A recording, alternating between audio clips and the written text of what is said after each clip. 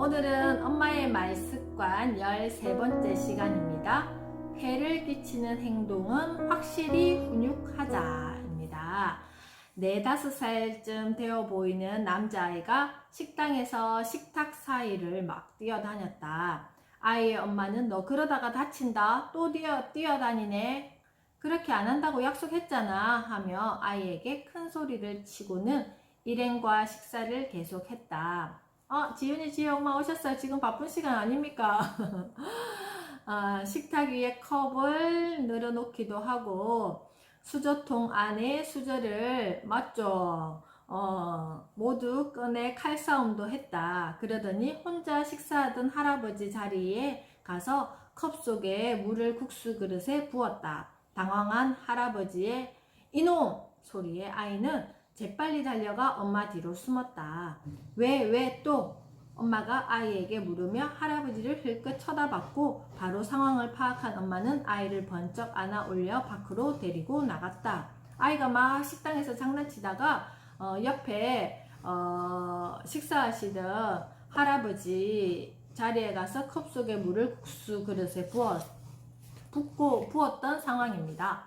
잠시 후 엉엉 우는 아이와 엄마가 들어오더니 내가 못 살아. 봤지? 외식은 엄두도 못 내. 밥도 제대로 못 먹고 정말 애를 데리고 나오느니 못 고쳐? 조용히 해. 또 그러기만 해봐. 그때는 진짜 혼낼 거야 라고 말했다.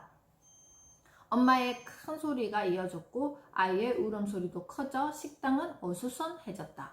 직원이 할아버지 식탁으로 와서 식탁에 엎질러진 물을 닦았고 할아버지는 옷에 튄 물기를 정리했다. 잠시 후 할아버지는 아무런 말 없이 식당 밖으로 나갔다.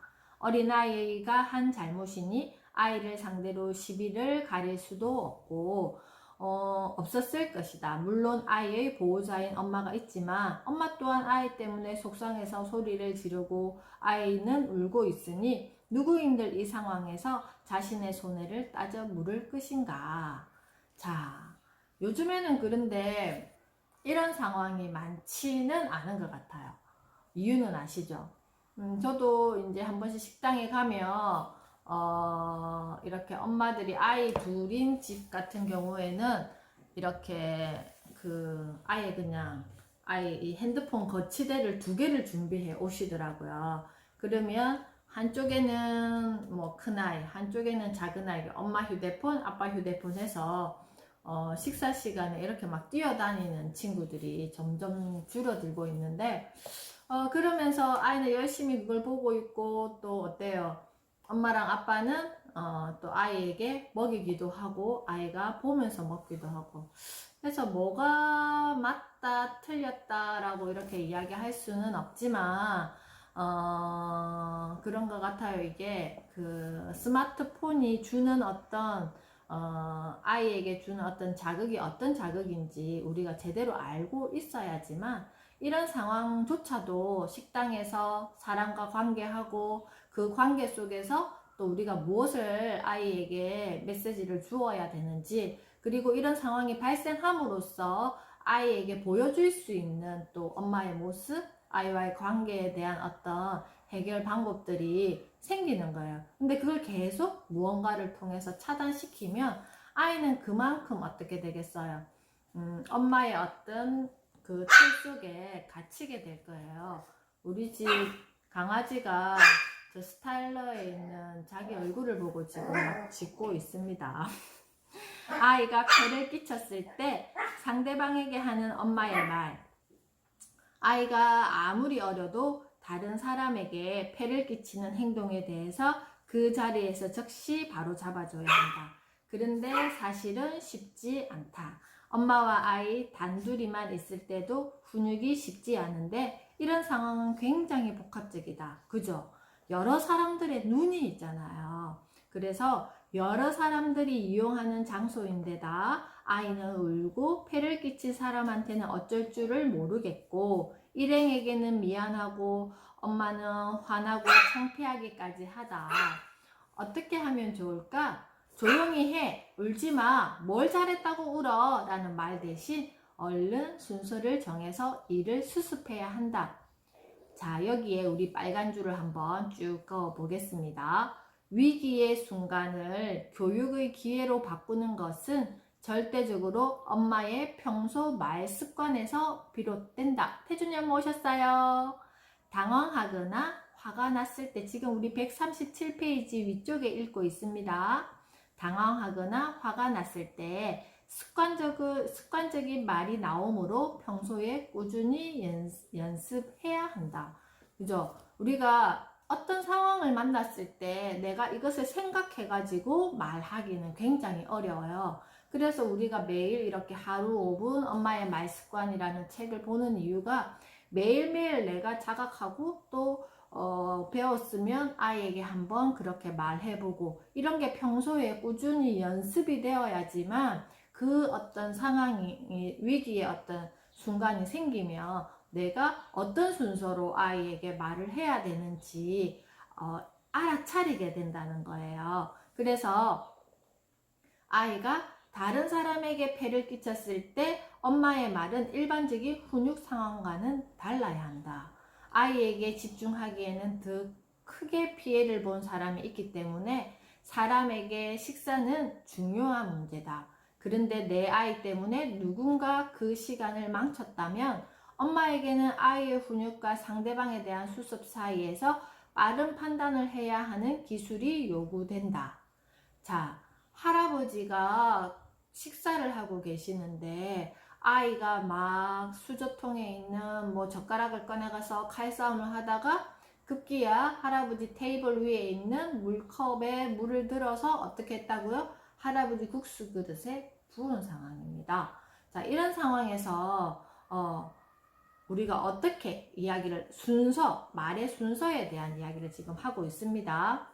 할아버지께 사과드리자로 엄마의 말은 시작되어야 한다. 너 왜 그랬어?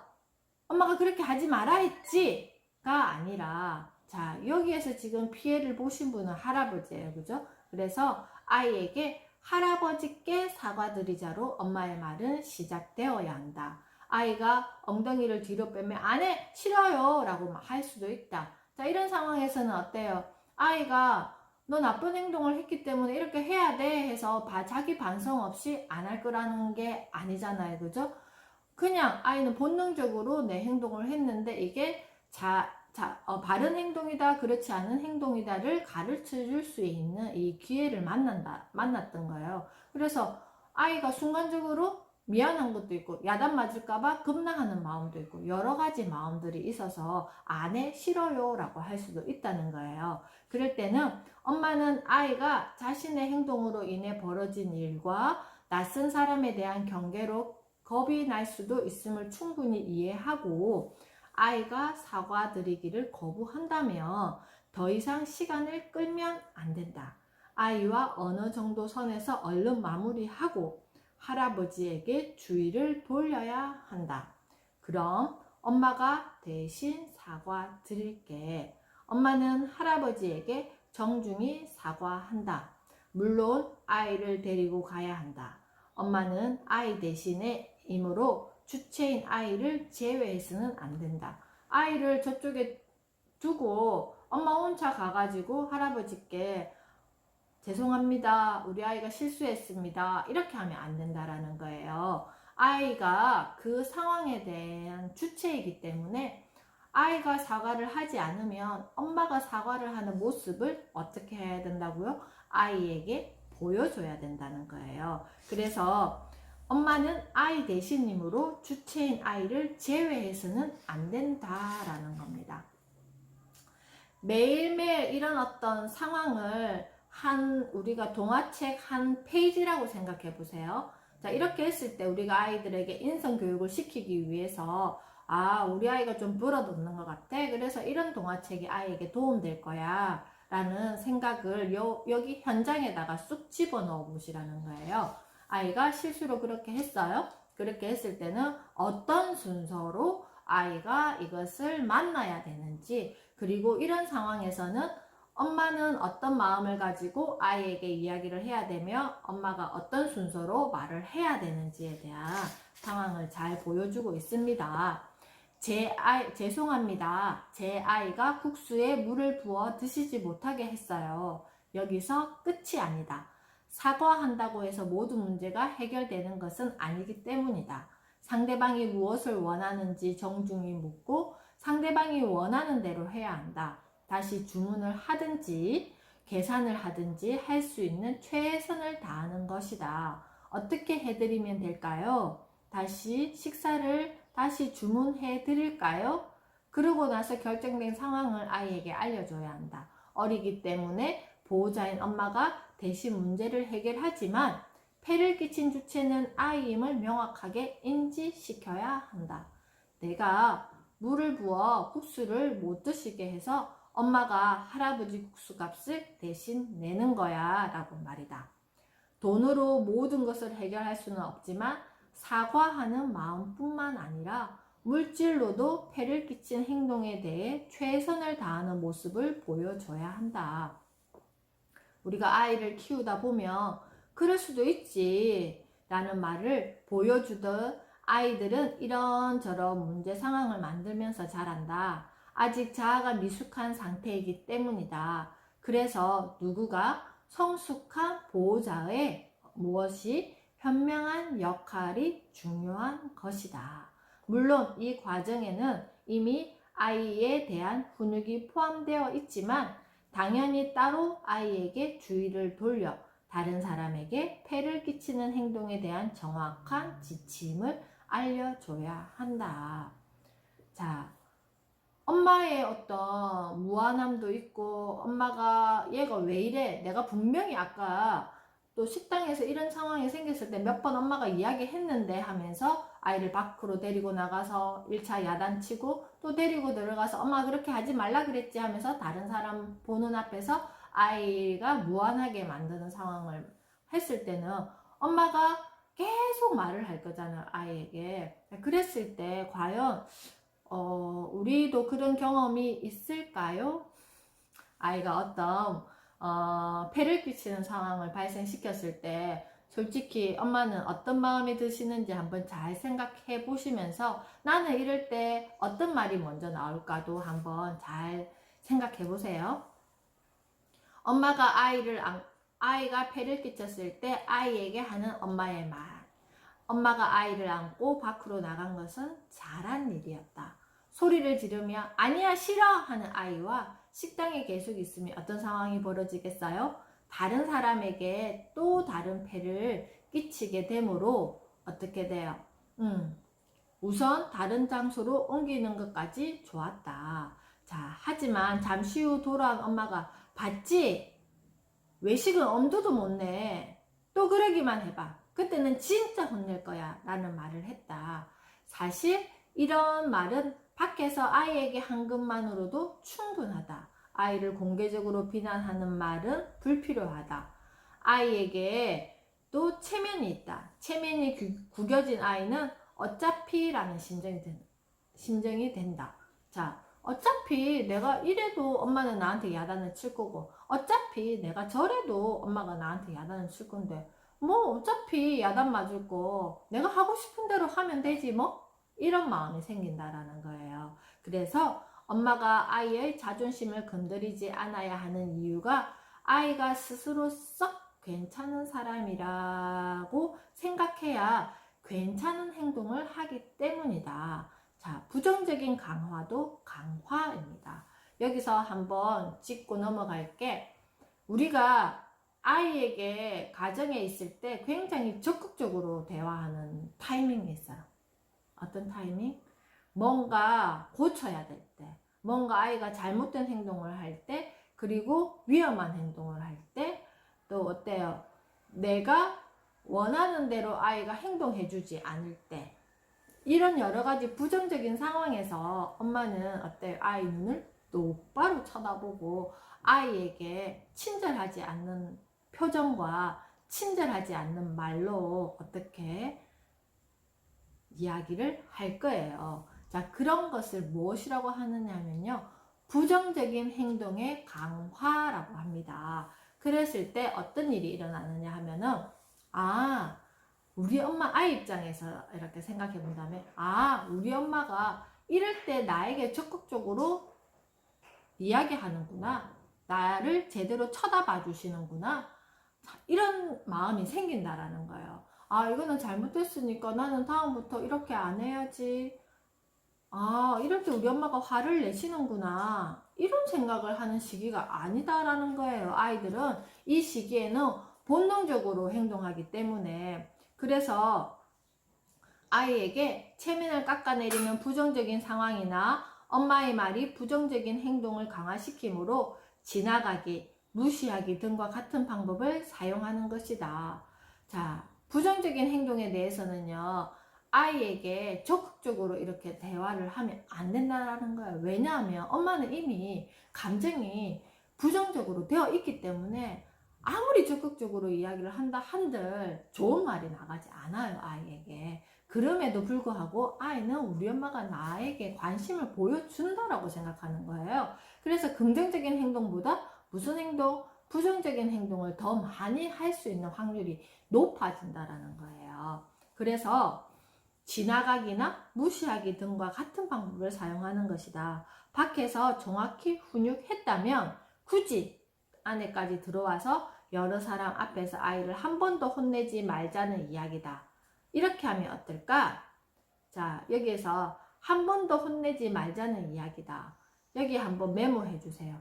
1절만 제대로 하기. 1절만 제대로, 제가 이 말을 많이 쓰는데 1절, 2절, 3절, 4절 우리가 했던 말 또 하고 했던 말 또 하고 했던 말 또 하고 이래야지만 내가 말하면서 어때요? 내 감정이 좀 풀리는 게 있잖아요. 그래서 우리가 평소에 보통 아이에게 나는 부정적인 상황에서 몇 절을 하고 있는지, 그리고 그거를 제대로 하면서 또 하는지를 한번 짚어봐야 된다라는 거예요. 여기에다가 어떻게 적어 놓느냐 하면은 1절만 제대로 하기라고 메모를 하나 해 놓으세요. 그리고 별을 탁 이렇게 해 놓으세요. 먼저 사람들이 없는 장소로 자리를 옮긴 후 엄마의 목소리를 낮추고 아이에게 집중한다. 이와 같은 행동을 한 아이라면 그동안 엄마에게 주의를 많이 들었을 것이다. 하지만 과거의 잘못은 꺼내지 말고 현재 상황에 대해서만 말해야 된다. 어떻게? 정확하고 짧게 침착하게 말이다. 자, 엄마의 감정이 여기 안에 들어가 있는 게 아니라 내가 지금 이 상황에서 어떻게 대처해야 되는지, 어떤 순서로 아이에게 이야기해야지만 다음에 이런 행동이 다시 반복되지 않겠는지, 오히려 이 상황을 통해서 아이가 나는 썩 괜찮은 사람이야 라고 생각할 수 있게 지금 엄마가 이야기를 합니다. 왜 그런 행동을 했어? 만약 엄마가 왜 그렇게 못된 짓을 했어? 왜 그랬어? 라고 물어보면 아이는 추궁을 당한다고 느껴 질문에 제대로 대답할 수가 없다. 아이가 물을 부어서 결과적으로 할아버지가 국수를 못 드시게 되었더라도 처음부터 아이가 내가 물을 부으면 할아버지가 국수를 못 드시겠지라는 의도를 갖지 않았을 것이다. 그러므로 엄마는 말을 다듬어야 한다. 만약 재미있어서, 그냥 등 아이의 대답에 더 화가 날 것이라면 더 이상 묻지 말고 지침의 말을 명확하게 하는 편이 낫다. 그런 행동은 하면 안 돼. 왜 그런 행동을 했어? 라고 엄마가 좀 이렇게 긍정적으로 질문을 했는데 아이가 그냥 뭐 재밌었어. 그냥 이렇게 하면 엄마가 너는 지금 이런 행동을 해놓고 엄마한테 지금 장난처럼 그렇게 이야기해? 라고 이렇게 피드백이 갈 수 있어요. 그래서 더 이상 묻지 말고 지침의 말을 명확하게 하는 편이 낫다라고 했습니다. 그럴 때는 그런 행동은 하면 안 돼. 안 돼! 그런 행동하면 안 돼! 이게 아니라 엄마는 그런 행동을 하면 안 돼. 물론 이유를 막론하고 아이의 행동은 앞으로 다시 해서는 안 되는 행동이다. 하지만 이 일을 계기로 아이에게 확실하게 알려주려면 제대로 말하는 것이 좋다.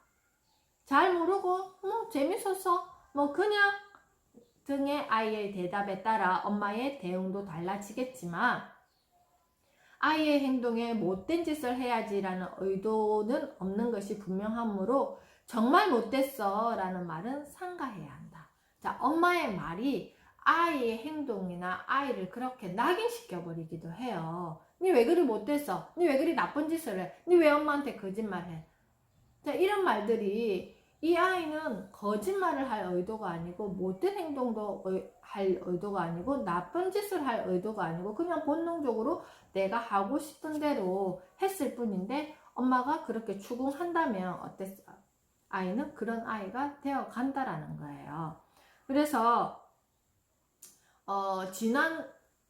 지난주에 우리 유치원에 좀 일찍 오는 친구가 어쩔 때는 아침밥을 또 못 먹고 오니까 엄마가 과자나 뭐 이런 것들을 이렇게 돌려서 보내기도 해요. 그런데 분명히 이제 그 아이가 2층으로 올라가고 유치원으로 가고 그 다음에 선생님이 이렇게 따라 이렇게 올라가셨는데 거기에 계단 중간에 저희가 이렇게 그 화분 놔둔 사이에 과자 봉지가 이렇게 과자가 들어있어 가지고 이렇게 있는 거예요.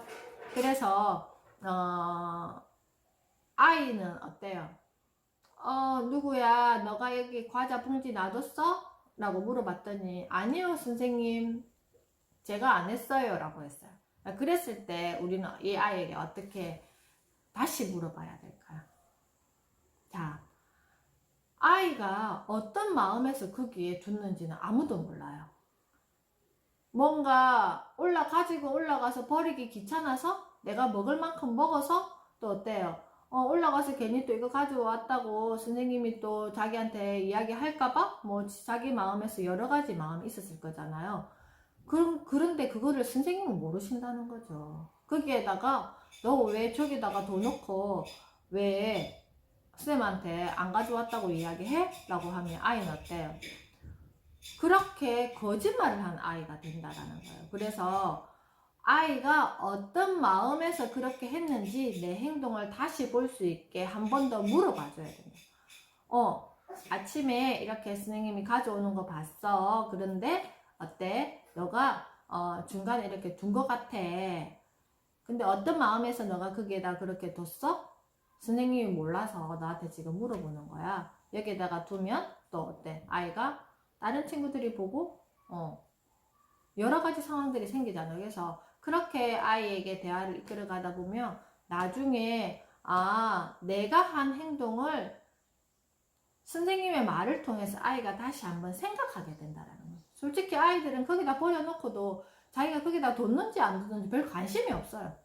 그냥 거기에서 현재에서 맞춰버리니까. 그렇기 때문에 자, 아이의 행동에 못된 짓을 해야지 라는 의도는 없는 것이 분명하므로 정말 못됐어 라는 말은 삼가해야 한다.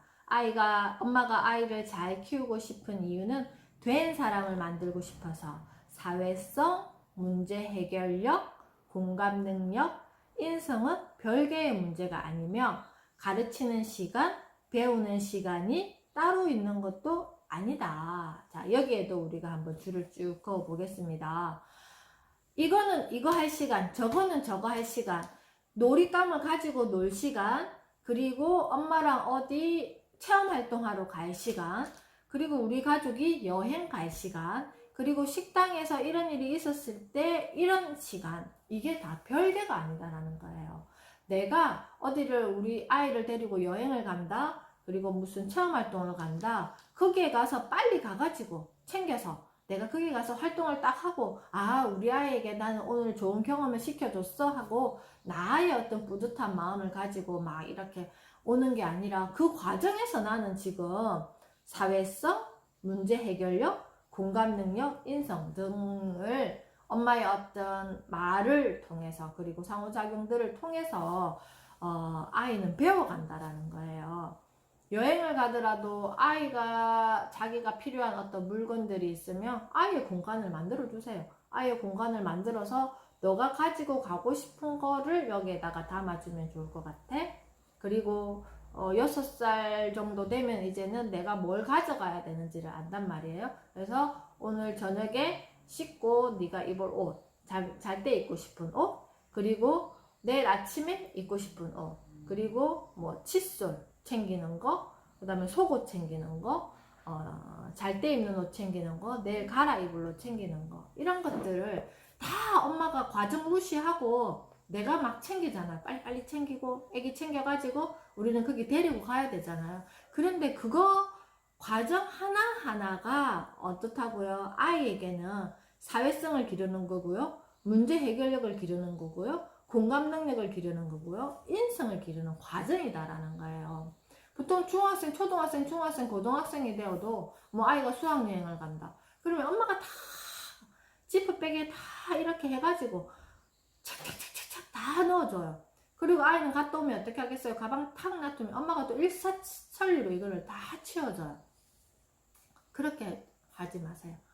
아이가 불편한 일도 겪어야 되고, 저희 아이들 같은 경우에도 어디 가자 하면 그 봉지, 지퍼백이나 봉지부터 찾아요. 왜냐하면 속옷 넣을 거, 그 다음에 양말 넣을 거, 그 다음에 내일 갈아입을 옷 넣을 거, 잠옷 넣을 거, 뭐 이런 것들을 며칠 동안 갈 거야, 뭐 하루 코스인지 1박 코스인지 2박 코스인지에 따라서 이게 챙기는 게 다 다르잖아요. 그래서 초등학교 때부터 아이가 어디 간다, 수련을 간다, 뭐 이렇게 하면 제가 한 번도 챙겨줘 본 적이 없어요. 자기가 직접 다 챙겨서, 혹시나 뭘 안 챙겨갔으면 다음에 어떻게 하겠어요? 다음에 내가 이런 걸 안 챙겨갔더니 불편했어요.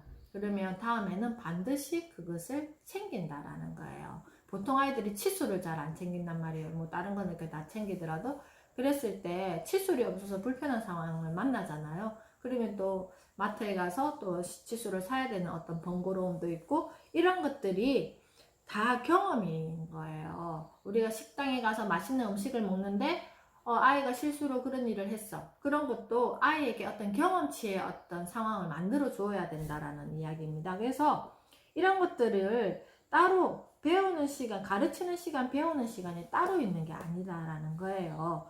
좋은 상황에서 웃으면서 엄마가 자연스럽게 보여주기도 하지만, 좋지 않은 실수 상황에서 더 잘 가르치고 배울 수도 있다. 이런 게 곧 위기가 기회가 되는 셈이다. 단 위기 상황에서 엄마가 분노를 참지 못해 아이를 공격하며 위기는 계속 이어지고 아이에게 나쁜 아이라는 낙인만 찍힌다. 아이는 자신의 잘못된 행동으로 좋은 것을 배울 수도 있고 나쁜 것을 배울 수도 있다. 그저 단순히 혼나기만 한다면 폐를 끼치는 행동을 절대 하면 안 된다는 사실을 어떻다고요? 배울 수가 없다. 혼내는 것이 목적이 아니라 다른 사람에게 폐를 끼치면 안 된다는 사실을 가르치는 일이 목적이 되어야 한다. 여기도 한번 줄 쫙 그어 보겠습니다. 아이에게 내 어떤, 여기까지 너 맛있는 거 지금 먹을 거라고 나왔는데 너 때문에 지금 우리가 이런 상황을 만났잖아. 이런 식으로 막 아이를 막 혼내는 게 목적이 아니라 다른 사람에게 폐를 끼치면 안 된다는 사실을 가르치는 일이 목적이 되어야 한다라는 겁니다.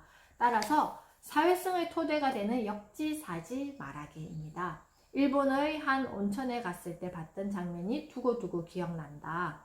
옆 사람에게 물이 튀지 않게 하려고 바가지에 적당량의 물을 떠서 살며시 끼얹던 모습과 사용한 바가지는 45도 각도로 세워 물기가 빠지게 해놓고 나가는 모습이다.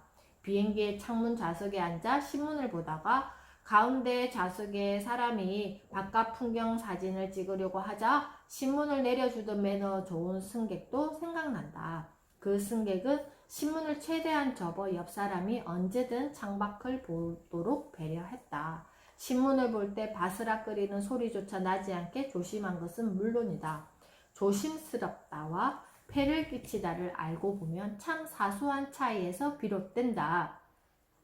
옆 사람을 의식하는가, 의식하지 않는가의 차이 정도다. 당당함과 독특함으로 무장한 채 하고 싶은 것을 모두 하는 것이 잘 살아가는 모습이라고 여기는 이 시대의 엄마는 아이가 헷갈리지 않도록 그 의미를 제대로 알려줘야 한다. 당당함은 제멋대로 행동하는 것과 다르며 독특함은 보편적인 질서라는 토대 위에 자리해야 인정받을 수 있다는 사실을 말이다. 다른 사람에게 폐를 끼치지 않는 것은 알고 보면 나를 위한 안정장치다. 세상을 아름답게 살기 위해서는 다른 사람에게 폐를 끼치지 않는 것으로 시작해야 한다는 사실을 가르쳐야 한다. 어떻게 잘 가르칠 수 있을까? 다른 사람을 위해서가 아니라 나를 위한다는 생각으로 접근하면 자기 중심적인 아이들에게 제대로 전달할 수 있다. 너라면, 내가 그 사람이었다면 등 입장을 바꿔 생각하는 말하기가 좋다. 오늘도 친구의 장난감을 빼앗은 아이에게 정확히 말해야 한다. 엄마 눈에는 안 된다라는 의지를 담고 아이 스스로 올바른 판단을 하리라 믿으며 내가 그 친구였다면 어땠을까라고 묻는 것이다. 엄마는 단 한마디 말로도 내 아이를 괜찮은 사람, 아름다운 리더로 만들 수 있다. 개구쟁이 아이라면 너 때문에 정말 이라는 말 대신 살아있는 교육의 기회라고 생각하고 이렇게 말하면 어떨까? 내가 먹는 밥에 누군가가 물을 부었다면 내 마음은 어땠을까? 하지만 엄마는 인내심을 시험하듯 같은 실수를 반복하는 아이에게 평정심을 유지하기란 쉽지 않다. 아이에게 역지사지 마음을 연습시키는 시간이 필요하듯 엄마도 아이와 입장을 바꿔 생각하며 연습해야 한다. 아이의 실수에는 어떤 말을 해야 의미가 제대로 전달될까? 욱하고 분노가 치미는 상황에서 나오는 엄마의 말은 엄마와 아이 모두에게 상처가 되므로 엄마는 말 습관을 제대로 들여야 한다. 평소에 거울을 보며 혹은 길을 걸으며 꾸준히 연습하면 실제 상황도 그 말이 습관처럼 나올 것이다. 내가 그 사람이라면 어땠을까? 아이에게 엄마의 입장을 생각해보는 질문을 하면 금상첨화다. 내가 엄마라면 그런 상황에 너한테 어떻게 말했을까? 자, 우리가 아이에게 너 때문에 지금 엄마가 이래, 이런 말 대신에 너 덕분에 라는 말을 이렇게 바꾸면 어떤 느낌이에요? 뭔가가 너를 통해서 나도 배우고 너를 통해서 너도 배우고에 대한 말. 너라면 어땠을 것 같아? 아이들이 같이 막 이렇게 어울리기도 하잖아요, 친구들끼리. 그렇게 하면 뭐 장난감을 뺏기도 하고, 요즘에는 친구들이 내 것에 대한 어떤 이런 집착이 되게 강하기 때문에 내 것을 빼앗기는 거에 대해서 굉장히 힘들어 한단 말이에요. 그러면 너라면 어떻게 했을 것 같아? 하고 아이에게 역지사지에 대한 마음을 가르쳐 줘야 된다라는 거예요. 자, 제가 이게 오늘 신문을 이렇게 쭉 보다가 몇 개 이제 스크랩 하려고 이렇게 쭉 찢어놨는데, 여기 보면 지금 101세인 철학자인 김형석 교수님이 우리에게 이렇게 주는 조언이 있었습니다. 자, 인생 대선배로서 앞으로 22세기를 살아갈 우리에게 어떤 조언을 해주시겠습니까? 라고 이렇게 말씀을 여쭤봤더니, 첫째, 시련을 극복하는 사람에게는 희망과 성공이 있고, 시련을 두려워하는 사람은 모든 것을 잃어버린다는 거죠. 시련 앞에 굴복하는 사람은 언제 어느 시대를 살든지 실패해요. 둘째, 나를 위해 살거나 이기적인 생활은 남는 게 하나도 없고 의미도 없다는 것이에요. 공동체와 더불어 사는 게 행복해요. 젊었을 때는 즐겁게 사는 게 행복하고, 장년기에는 성공하는 사람이 행복하고, 내 나이에는 보람있게 사는 게 행복해요. 자, 여기 보세요. 둘째, 나를 위해서 살거나 이기적인 생활은 남는 게 하나도 없고 의미도 없다라고 말씀하셨습니다. 자, 우리 아이가 되게 귀하고 소중하잖아요. 그죠? 그리고 나는 우리 아이를 어떻게 괜찮은 사람으로 잘 키우고 싶잖아요. 그러면 어떻게 해야 돼요? 나만 아는 이기적인 아이가 아니라 어떤 상황을 만났을 때 아이이기 때문에 어떤 불편한 상황, 문제 상황을 만들어냅니다. 어른인 우리도 실수할 때 있잖아요. 그럴 때 그런 상황을 만났기 때문에 아이와 엄마가 서로 대화를 할 수 있는 기회를 만난다라고 생각하셔야 된다라는 거예요. 그래서 그럴 때 우리가 엄마의 말의 순서, 오늘도 이 책에 나와 있는 이런 엄마의 말의 순서가 있잖아요. 그냥 쭉 읽지만 하지 마시고 여기에 중간중간에 엄마의 말의 순서가 있어요. 이런 상황일 때 그럼 엄마가 대신 사과드릴게. 죄송합니다. 제 아이가 국물을 부어서 드시지 못하게 했어요. 어떻게 해드리면 될까요? 식사를 다시 주문해 드릴까요? 최소한의 엄마가 예의를 갖춰서 그분의 입장에서 하는 모습을 아이가 볼 수 있게. 그래서 저렇게 하면 이런 불편한 상황이 생기고 엄마도 이런 불편한 일을 겪게 되는구나 라는 것을 아이가 스스로 알 수 있게 해줘야 된다라는 거예요. 그래서 143페이지 메뉴에 아이에게 역지사지의 마음을 연습시키는 시간이 필요하듯 어떻게 엄마도 아이와 입장을 바꿔 생각하며 연습해야 한다라는 거예요. 그래서 매일매일 우리가 아이를 혼내기도 하고 뭐가 못마땅하기도 하고 또 이렇게 해줬으면 좋겠는데 쟤는 지금 바빠 죽겠는데 신발을 신을낀가 말낀가 옷을 입을낀가 말낀가 막 이런 여러 가지 상황들이 있어요. 이랬을 때 그 아이의 지금 마음이 무엇인지 왜 저렇게 하는지 엄마가 알아줘야 된다라는 거예요. 그래야지만 아이도 자기를 스스로 볼 수 있는 기회를 만난다는 거예요. 그래서 자꾸 다그치듯 이렇게 아이에게 접근을 하면 아이도 어느 순간 말문을 닫게 됩니다. 나도 마찬가지잖아요. 우리도 내가 계속 이렇게 이야기하다 보면 니 때문에 엄마가 정말 못 살겠어 하면서 더 이상 말하기 싫어? 라면서 우리도 마음의 문을 닫는 어떤 순간이 생긴다라는 거예요. 그래서 오늘도 이렇게 폐를 끼치는 행동 확실히 훈육하자 편을 또 같이 읽어보았습니다. 자, 그러면 내일은요, 부정적인 의견까지 받아들이는 아이로 키우자 편 연결해서 같이 한번 읽어보겠습니다. 내일은 변함없이 오후 3시에 뵙겠습니다. 네, 알겠습니다. 제가 신문 스크랩 사진은 공유해서 드릴게요. 찍어가지고 올려놓겠습니다. 오늘도 수고하셨습니다. 내일 뵙겠습니다.